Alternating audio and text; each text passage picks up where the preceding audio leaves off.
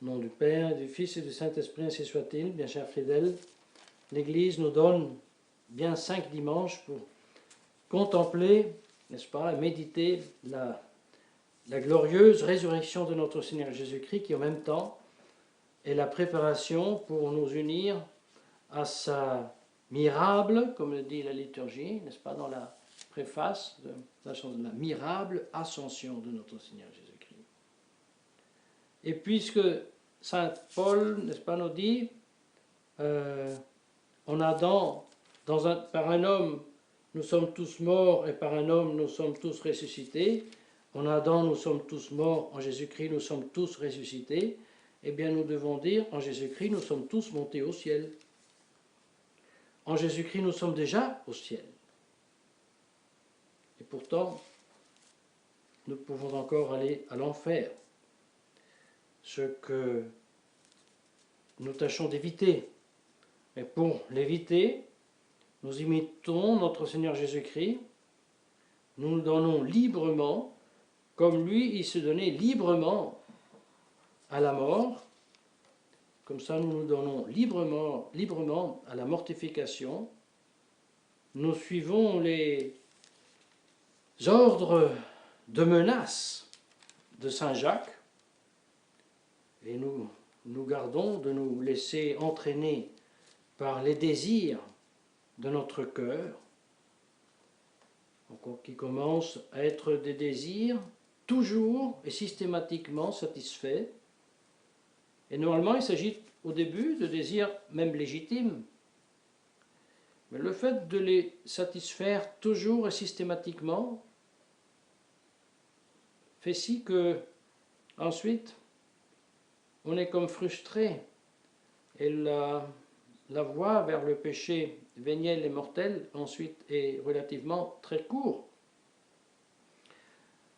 Et alors, pour éviter ces embûches, n'est-ce pas, qui avant de nous être tendus par le démon, nous tend notre pauvre nature, notre faible nature, nous devons lutter contre cela et abdiquer, et suivre notre Seigneur Jésus-Christ, mourir à nous-mêmes, accepter les contradictions, les croix que nous envoie la quotidiennité pour pouvoir donc non seulement mourir avec lui et ressusciter, mais aussi monter aux cieux. Vous voyez, ce n'est pas comme ça la culture catholique, penser et réfléchir sur ces mystères. C'est nourrir la réalité de notre vie, parce qu'en tant que baptisés, nous sommes incorporés en Jésus-Christ. Et c'est pour cela, lorsque nous considérons, par exemple avec saint Ambroise, combien il est grave de ne pas croire à la vraie résurrection de notre Seigneur Jésus-Christ, nous comprendrons que si nous ne croyons vraiment à la résurrection de notre Seigneur Jésus-Christ, avec toutes les conséquences, c'est-à-dire si nous ne croyons dans le triomphe de notre Seigneur Jésus-Christ sur la mort et sur la malice, eh bien aujourd'hui, où nous sommes en direct contact, si on peut dire, confrontation avec cette malice, nous risquions de nous faire prendre par cette malice, il faut bien le dire, qui à travers ce que nous sommes en train de vivre depuis des semaines, ou maintenant déjà depuis des mois, nous entraîne, nous veut rendre complices de ce règne, disons bien, de l'Antichrist. Et on voit bien que même les catholiques, il faut bien dire, même les traditionalistes, ont un vrai problème. Quelque chose qui les tient comme attachés à ce monde du diable. Vous voyez, nous avons eu le 14 mai une édition X, n'est-ce pas, des prières écuméniques internationales organisées et par Bergoglio. Eh bien, vous voyez, il est important d'évaluer bien ce fait. Et ceux qui sont catholiques et ceux qui sont traditionnalistes, ils devraient, dans ces jours-ci, mieux reconnaître quelle était la vraie bataille du grand Marcel Lefebvre lorsque il attendait la dernière année de sa vie, il attendait 90, pour dire au séminaire des Cônes, au micro, devant la salle pleine, cette église officielle n'est pas l'église visible fondée par le Christ. Vous savez, c'est très dangereux entendre les jeunes prêtres, certainement animés d'un grand zèle, mais qui envahissent, n'est-ce pas, contre cette prière de Bergoglio avec les autres religions, et puis se laisser échapper, même avec courage, c'est un blasphème. Mais vous voyez, c'est insuffisant, parce que, outre qu'un blasphème, c'est un péché public contre la foi.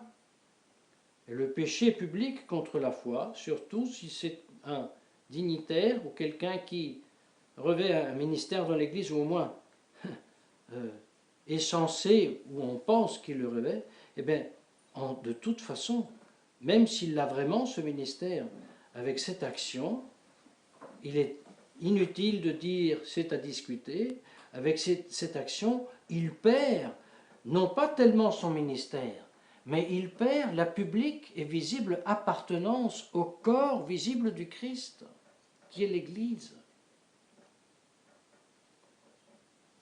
Et c'est très inquiétant lorsqu'on entend de la bouche de traditionalistes, de jeunes prêtres, n'est-ce pas,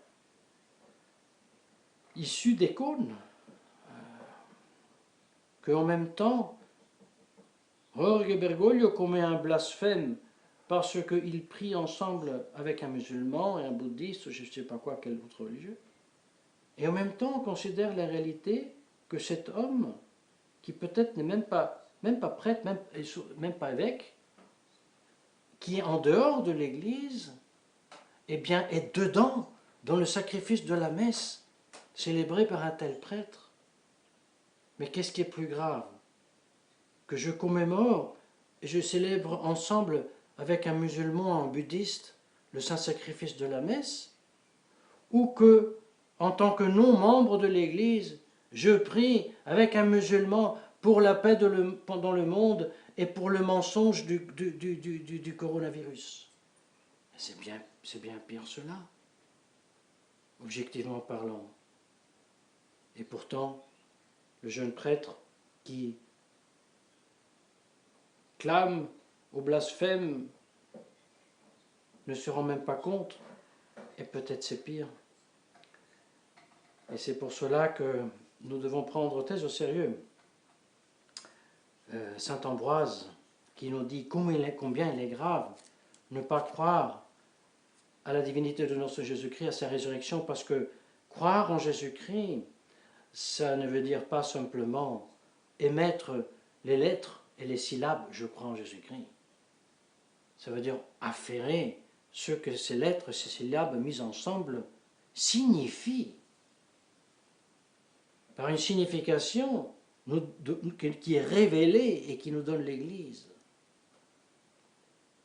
Tout cela, mes chers fidèles, seulement rappeler notre esprit pour être une occasion de raviver notre vraie foi, qui est donc pleine d'espérance et qui opère dans la charité, pour ne pas nous laisser prendre par cette ambiance quand même de grand nervosisme, même presque hystérie, autour de ce que nous sommes en train de vivre, mais que nos âmes, nos corps même, notre système nerveux même, soient plus enracinés en notre Seigneur Jésus-Christ dans la recherche des œuvres de vraie mortification, pour ne pas tomber sur la condamnation de Saint Jacques qui dit « gare à ceux, n'est-ce pas, qui écoutent l'Évangile, qui peut-être même s'enthousiasment de l'Évangile, qui s'émeut ensuite quand ils passent à la journée de tous les jours, eh bien, ça se passe comme celui qui se regarde dans le miroir n'est-ce pas, avec très grande attention. Je regarde le matin quand je me rase le poil ici et que je le prends bien. Mais à peine que j'ai fini de me raser, heureusement, autrement je serais vaniteux, mais en tout cas, j'oublie totalement, mais non seulement moi-même, comme elle fait ma face, mais de raser. Gare à nous si c'est comme ça avec la foi. Si nous considérons très attentivement la foi, et ensuite dans la vie, nous nous concédons tout. Peut-être, pharisaïquement, nous évitons les grands péchés, ceux qui peuvent scandaliser, pour bien rester dans la bonne réputation. Vous savez, c'est le cardinal Schuster que nous sommes en train de suivre, que nous avons suivi pendant le carême, n'est-ce pas? Eh bien, il a de très belles phrases, mais tragiques phrases, sur les soi-disant catholiques qui, justement, ne répondent pas à ces exigences hautes de Saint Jacques apôtre. Et il dit, voilà, les catholiques qui pensent, pour le fait d'avoir donné leur nom aux associations catholiques, d'aller à l'église, d'y mettre même leur face pour des combats de l'église, très très bien, mais qui pensent avec cela avoir rendu un service à Dieu. Comme si Dieu avait besoin de leur service et l'église. Là, il dit, c'est la vanité la plus grande. Là, il manque l'humilité. Là, il manque le dévouement. Là, il manque totalement être conscient de ce que ça veut dire être un pécheur sauvé par le Christ. Mais si nous considérons notre religion comme une matière de culture religieuse, il ne faut pas beaucoup pour arriver à être dans cette vaine illusion. Et il n'y a que la vie de prière prolongée et de mortification qui peut nous sauver de cette illusion. Et c'est pour ça, n'ayons pas peur, ces 3 journées de dérogation, de faire pénitence pour nous préparer mieux à vivre en nous notre réalité du Christ monté aux cieux. Que la très sainte Vierge Marie nous veuille obtenir ses grâces. Au nom du Père, et du Fils, et du Saint-Esprit, ainsi soit-il.